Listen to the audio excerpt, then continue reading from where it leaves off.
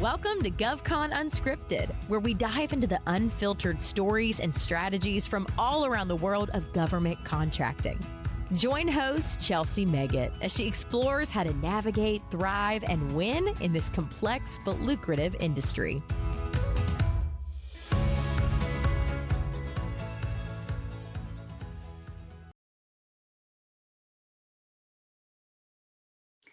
All right. Hey, everyone. Welcome back to GovCon Unscripted. I'm your host, Chelsea Meggett, CEO of Collaborative Compositions.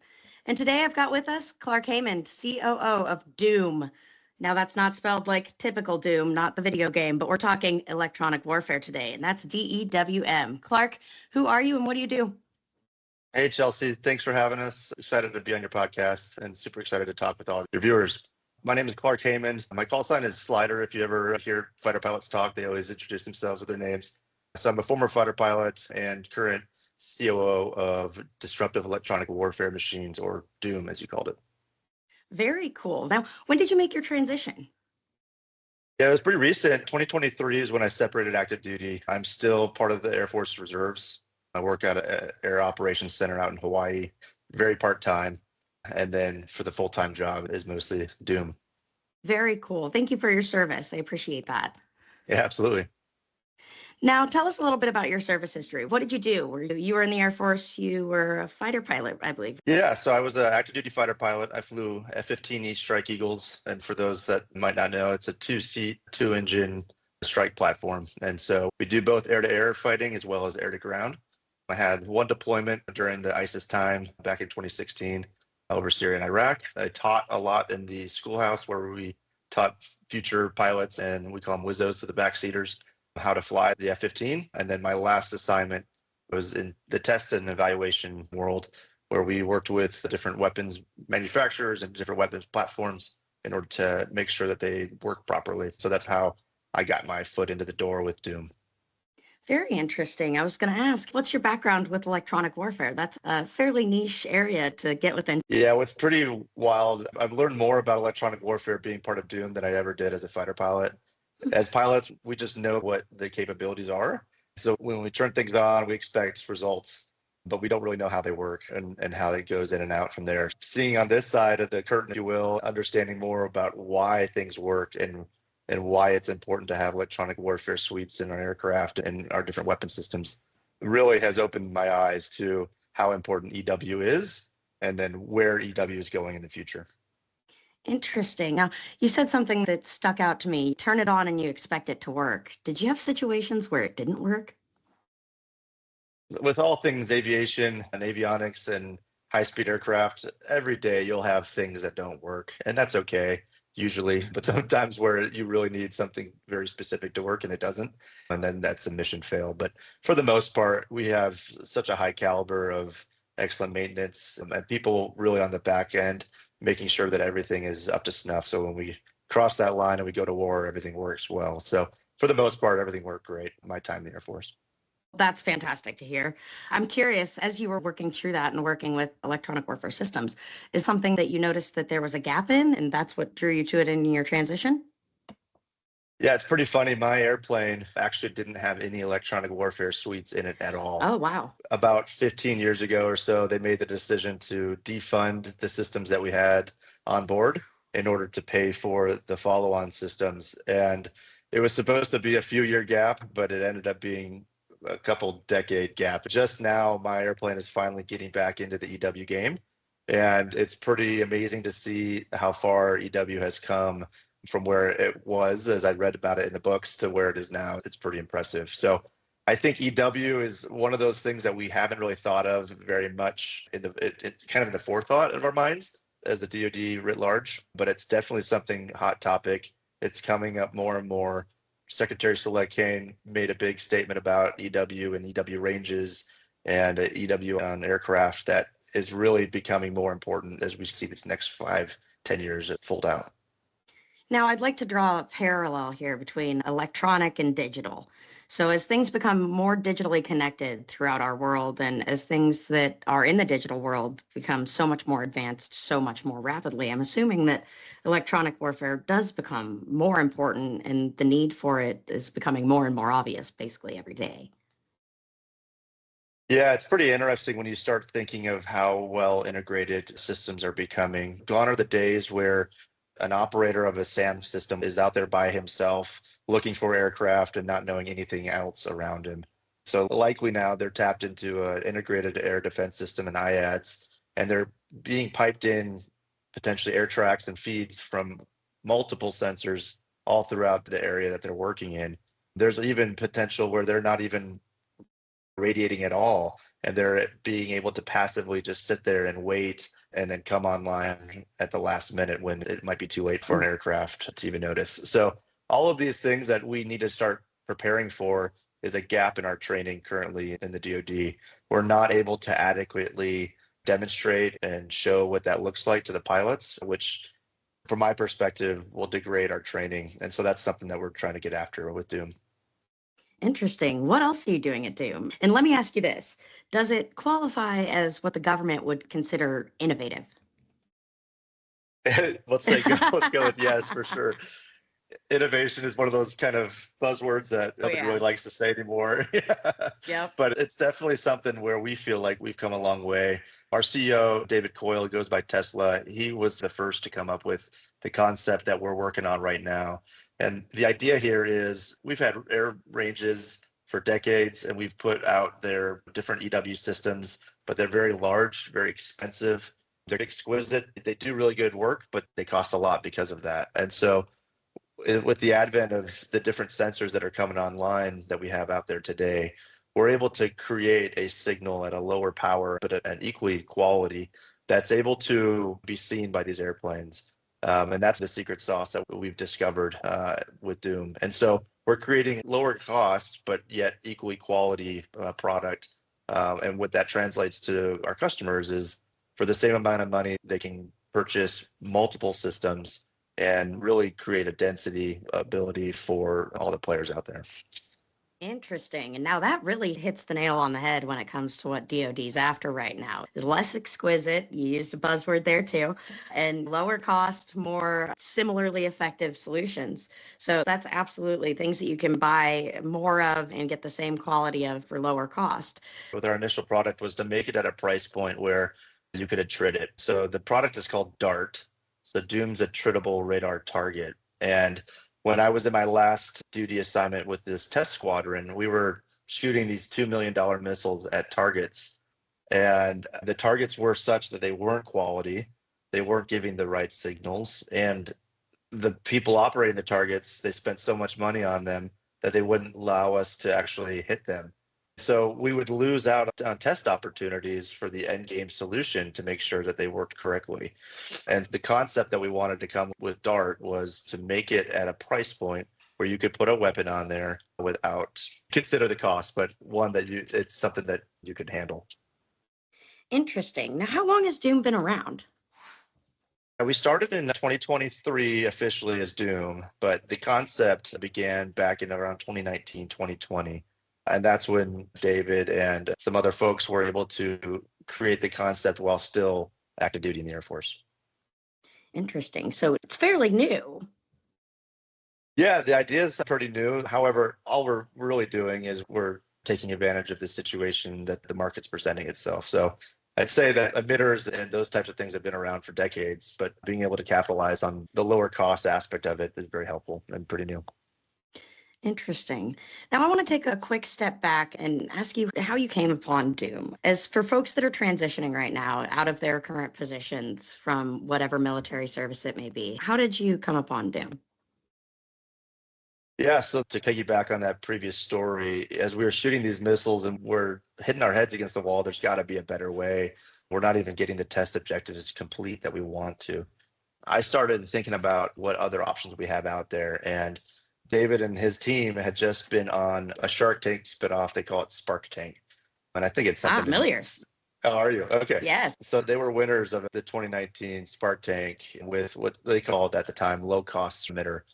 And I knew of the product. I never had seen it airborne. I've never seen it in person either. So through the network, I was able to get connected to David.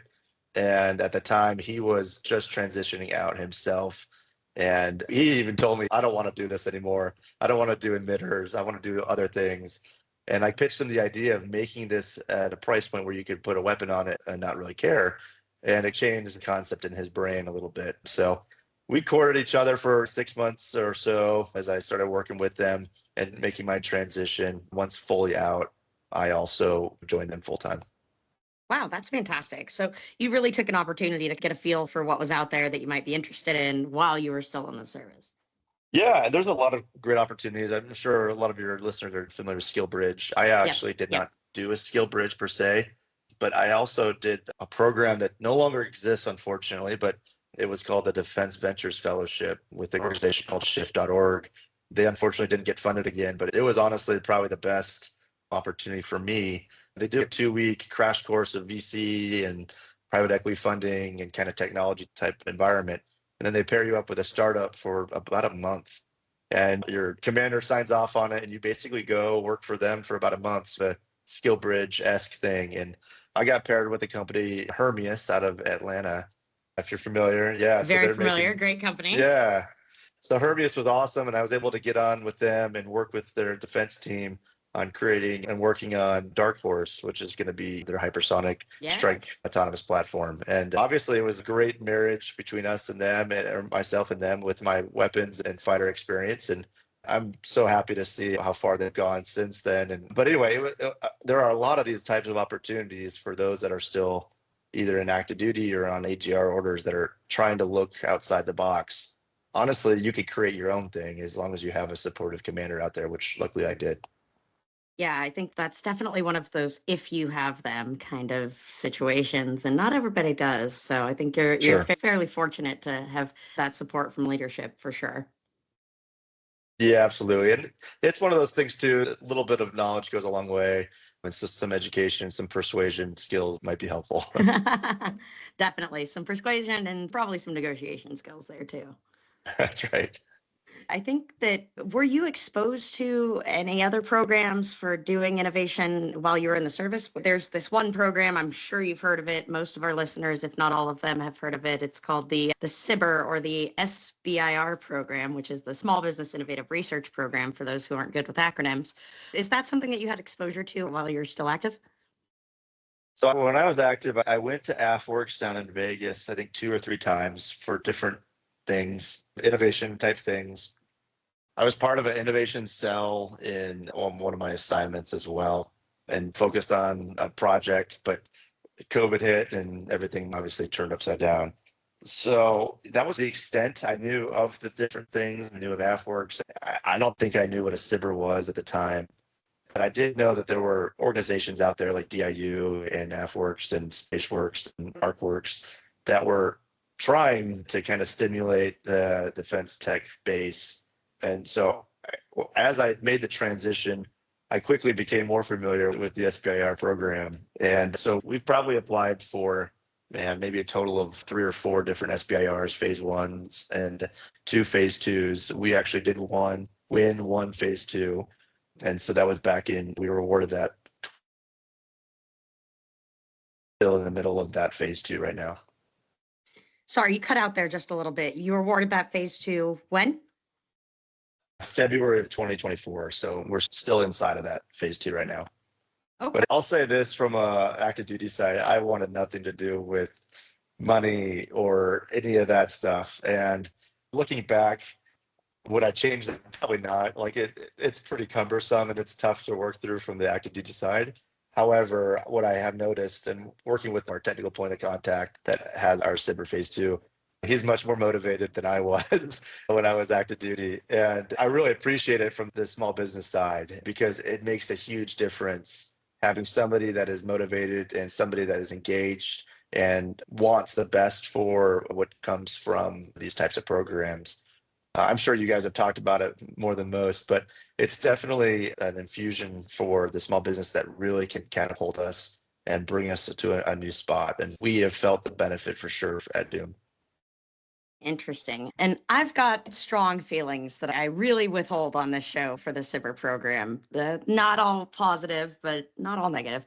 It is definitely a program that is out there for small businesses to leverage, to get their feet wet and to get well immersed within in the DoD programming land, it definitely makes a world of difference if your TPOC, or as you said earlier, technical point of contact, is available, is motivated, is a champion for your technology. So I would definitely say that can be absolutely a difference maker between success and failure, is having that really strong technical point of contact who's advocating for your company. Yeah, especially when you're going from a phase one to phase two and you're seeing the amount of influence that they have can really catapult you. If they just didn't care and didn't really Yeah. do anything, they might not even sign off on your Yeah. milestones. You're just sitting here waiting for the funds to come in. So it's Yeah. important. Interesting. So did you go from phase one to phase two, or did you go direct to phase two? It was a direct to phase two. And luckily, I think the TRL of our product and our prototypes were pretty high. And so it allowed us to get some kudo points at that aspect and get a direct to phase two, which has been incredible. Now, I like to break down acronyms for everybody. So TRL is technology readiness level, just so everybody's aware. And now, what was your technology readiness level when you got into this? Yeah, our TRL was probably a 5-ish. Oh, wow. It was Okay. something that we could take out to the field and we could demonstrate. We put it against real aircraft and they were able to see it. I'd say from the form, function, and reliability, it was not where it needed to be. And that's really where we've leveraged the SBIR to get the reliability and the productivity really to where we're at today in a 9 right now. Wow. In a 9 right now. That's pretty far. Yeah, you've taken that from 5 to 9. That's a huge jump that most people just don't ever do. So that's fantastic. So out of curiosity, what are some of the tips and tricks that you have for companies that are going through the SBIR program right now? I think the most important thing that we kind of realize as we're going throughout this is the team of people that we have right now really are the same people that are our customers. And so we know without a doubt what the pain points are because we literally lived them within the last year or so. And so it's important for us to all focus on what the customer needs. And we're building the product that we would want ourselves if we were still active duty. So it really helps us cage our focus, especially as we're prioritizing what's coming next on the roadmap and where we need to focus our time and money. So having a real touch point into that customer point of view and really understanding what those pain points are sounds something that you've had the fortune of having the ability to do. Not every company gets that. So how would you suggest that companies might be able to find that? Yeah, we worked with a couple of companies that are in different fields, but are in a similar situation as us. And I agree with you. It can be very difficult. I think we have access to bases. We have access to just our friends that still fly, and we can get out there and get testing done pretty easily, I'd say. It helps that our friends are now in leadership positions and we can make calls. And the good parts there is that we're also bringing some reputability too. We're showing up and performing versus looking like clowns. So I think all of these are important things that have really propelled us to where we're at right now. If you didn't have those connections and you weren't as fortunate as I feel like we are, I think that where you got to start is really finding, you were alluding to before, finding that champion and that person that knows that and bring them on that part of your team, if you will, because you have to do your customer research. I feel like this business is moving so fast and defense tech in general is moving faster and faster. If you're not focused on the right thing at the right time, you could get left behind, but it really will improve your success. If you find that person, either bring them on your team officially, or at least have them unofficially part of your team and part of the focus and allow you to bounce those ideas off and present your plan. There's a lot of good ideas, but sometimes they're not ideas that are really needed at the time. So that's where we've really excelled, is knowing that there's a pain here, knowing that there's a gap, knowing that we can solve that pain, and this is how we're going to do it. And it's really paid off well for us. Interesting. Now, most companies really struggle with that customer discovery portion, especially within the DoD, because not everybody serves, not everybody's been immersed in it, not everybody knows people directly in it, and really trying to build that level of comfort, especially when you haven't had to do that yourself from the other side. It can be extremely challenging and very frustrating, especially if you've got unsupportive leadership on the government side. It can be just a nightmare for companies really trying to push their way through this bog of DoD contracting. So I would really congratulate you on the progress that you've made and your ability to do that as a company. It's really admirable and definitely an achievement. I can really feel for them. I know how hard it is for me right now with the stage that we're at and with the connections that we do have. And I can only imagine how much more difficult it could be. Again, we find ourselves very blessed and fortunate to be where we're at, and we're going to take advantage of it. However, I can definitely see the value of getting involved in AFWorks, getting involved in DIU, AFRL, those types of organizations, really there to help you bridge that kind of gap of not knowing where to start. So that's what a phase one's supposed to be. And phase ones, like, they are really great for those initial kind of concept things that definitely haven't made it to TRL5 yet, but those things that are still within, we have time to scrap the idea and not waste a whole lot of time and money on it to make sure that we're in the right area and going down the right road. Yeah, turns out that laser beam sharks tornadoes are really important sometimes, but maybe not all the time. Yeah. Exactly. So let's go a little bit more into what DEWM's technology does. Now, I think you mentioned earlier that it's really for training, which is a pretty big gap these days. There just hasn't been quite enough attention paid to introducing and implementing adequate training systems that are attritable and aren't costing as much as the full-fledged, fully deployed systems to go out there and train with. Tell us a little bit more about the solution and what it does. Yeah, sure. So the mission set that we're really trying to get after is something called suppression of enemy air defenses, or SEAD, as it's called. And SEAD has been around for a long time. Usually it's tied to a mission or an aircraft called a Wild Weasel, which isn't just one aircraft. Throughout the years, it's changed who owns that kind of mission. For the longest time, it's been the F-16. And the F-16 has been out there with a weapon called the HARM, the high-speed anti-radiation missile. And they'll use the HARM and a different sensor called the HTS, the HARM targeting system, that allows them to find these signals out in the battle space and then target them and shoot these anti-radiation missiles, which essentially hone in on the radiation given off of a radar. So you have ground-based threats that are trying to shoot you down, and the Wild Weasel mission or the SEAD mission will go out there, find these threats, and suppress them, so that the strike package or the bombers or whatnot can come in behind them and prosecute their targets. So that's in a nutshell. They have to find, fix, and target these emitters or these radars that are trying to prevent these airplanes coming in and prosecuting. What we'll see out there in the battle space or in the training space today is older systems built in the 90s to early 2000s. They're about $10 to $15 million a piece. And they act as these ground-based threat systems, or SAMs as we call them. So what we'll see out in places like the Nevada Test and Training Range, the NITR, which is probably the most famous airspace that we train in north of Las Vegas at Nellis Air Force Base. I'm making up numbers now, maybe 10 to 15 of these systems online at a given time, which is a good amount. But when we're talking an Operation Red Flag or different large force exercises where you have close to 100 airplanes in the sky at a time, that number of systems does not represent what the enemy probably is actually going to have. So if we ever win against a pure enemy, they're going to have hundreds, if not thousands, of these systems online at the same time and hunting. And so what we've developed with DART allows us to create the same signal that we need to replicate, but at a power level and ipso facto a cost level that is significantly different from that $10 to $15 million price point. And so the important part for us is the realistic signal, making sure that it is exactly what you would see from the enemy, and then as well as the price point so that we can create a very high density in the battle space. So that's really been our secret here of success, is being able to create this product that is reliable, but that you're able to create it at a price point that you can create this density that is more threat representative of what the enemy will actually present. Interesting. And do you see these being a use case for just one section, one area of the Air Force, or is this something that a lot of the Air Force is dealing with? Or does the Navy deal with this too? Is this a sort of a force-wide thing that we're looking at?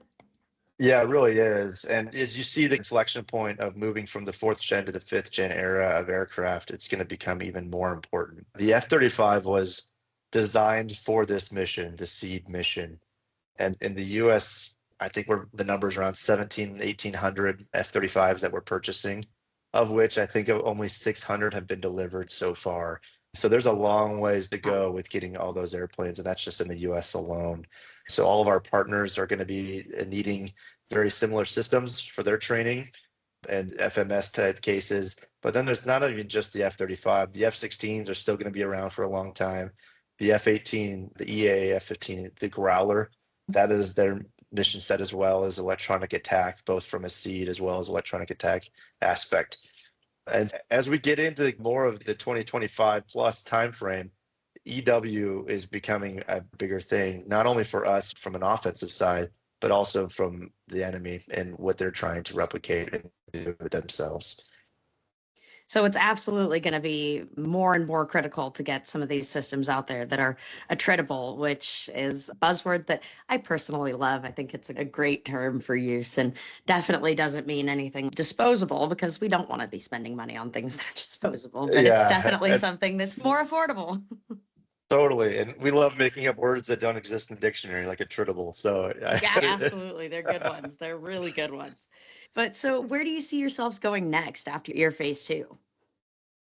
Yeah, so what we're seeing as our customer base is evolving, the main focus that we've really identified is there's a lot of these guard and reserve units that are coming from one mission set and they're going into the F-35. And usually their mission set that they're coming from previously really didn't involve any emitters at all. So what that means is they've been around for decades and they've had great aircraft and pilots that have been flying them and really been supported by the local economies. And yet their infrastructure now does not support what the F-35 is bringing. And they get this brand new, awesome vehicle that they really can't use to train with effectively. So that really is opening up a mission or a space for us to work inside. And what you can imagine too, with the fiscal constraints that we have today, going out and purchasing $10 to $15 million is tough.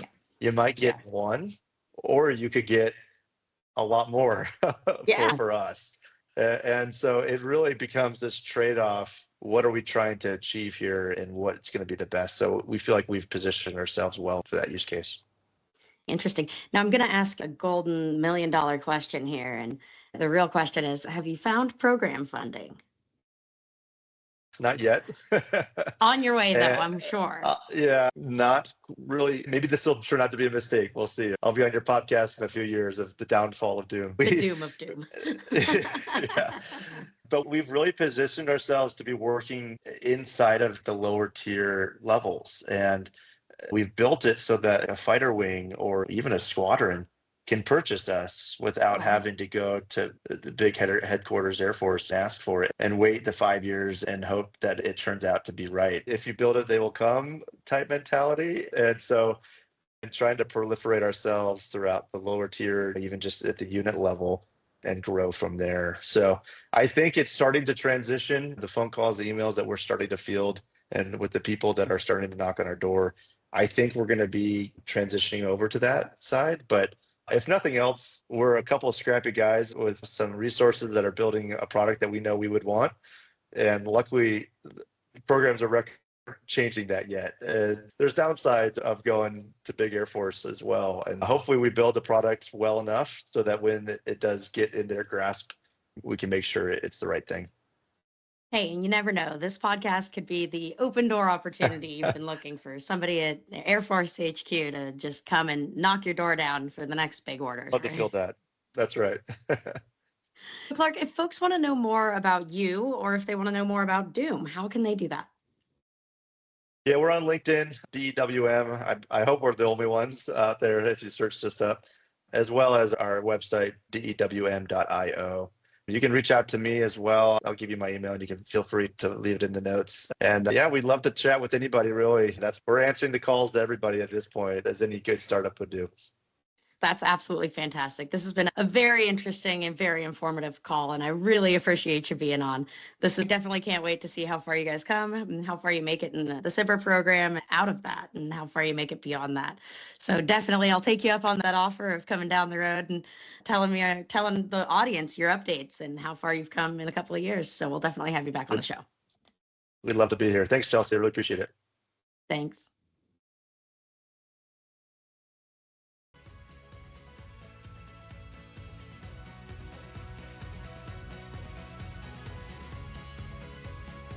Thanks for listening to this episode of GovCon Unscripted with your host, Chelsea Meggett. Do you have a GovCon story or need guidance in government contracting? Connect with Chelsea on LinkedIn to be a guest on the show or to enhance your business strategy. Don't forget, your network is your net worth. If you liked what you heard, don't forget to subscribe, leave a review, and share this episode with your growing GovCon community.